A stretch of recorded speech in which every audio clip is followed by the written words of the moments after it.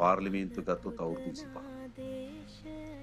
විවිධ හැලහැප්පීම් මැද්දේ අඛණ්ඩව පෞද්ගලික අවශ්‍ය නම් ඕනතරම් අවස්ථා නිර්මාණය වෙමින් තිබියදී තෝමාර කැපකිරීම කියලා කියන්නේ නැහැ. නමුත් පාර්ලිමේන්තුව ඇතුලේ මොනවද ලබා ගන්න බැරුව තිබුණා.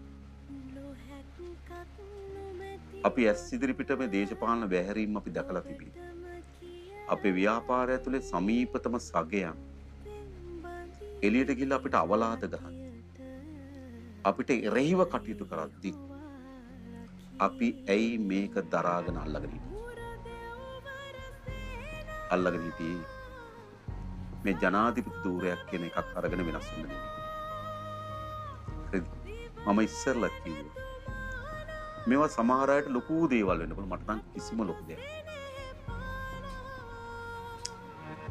ඒ කියන්නේ මම මීට වඩා ලොකු ජීවිතවල හිටිය කෙනෙක් නෙමෙයි. මීට වඩා ඉතාමත් වරප්‍රසාදිත ජීවිතවල හිටපු මිනිස්සු.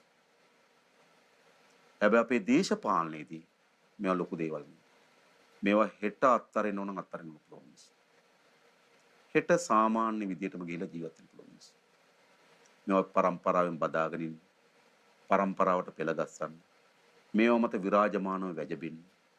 මේවා තමන්ගේ ජීවිතයට මහා විශාල ඌලා ගන්න බැරි ආභරණ බවට පත් කරගන්න. මේ මත මහා අධි වරප්‍රසාද ජීවිත ගත කරන්න. ඒවනේ මේව. එහෙමයි. ඒ නිසා මේක අත්හරින්න පුළුවන් නම් ඕන වෙලාවක අත්හරින්න. ලොකු දේවල් නෙවෙයි මම නැවත කියන්නේ. ගොඩාක් අයට මේව ලොකු ඇති හරිද අපිට නම් මේව ලොකු වෙන්නේ. ඒ නිසා මේ ලබා ගැනීම වෙනස් වීමට තියෙන හේතුව මොකද්ද? මේ පරණ අනුරමයි. එදා අපි මම කලින් කිව්වා. එදා අපි මේ අත්පත් කර ගැනීම සඳහා පුරබදපුවා.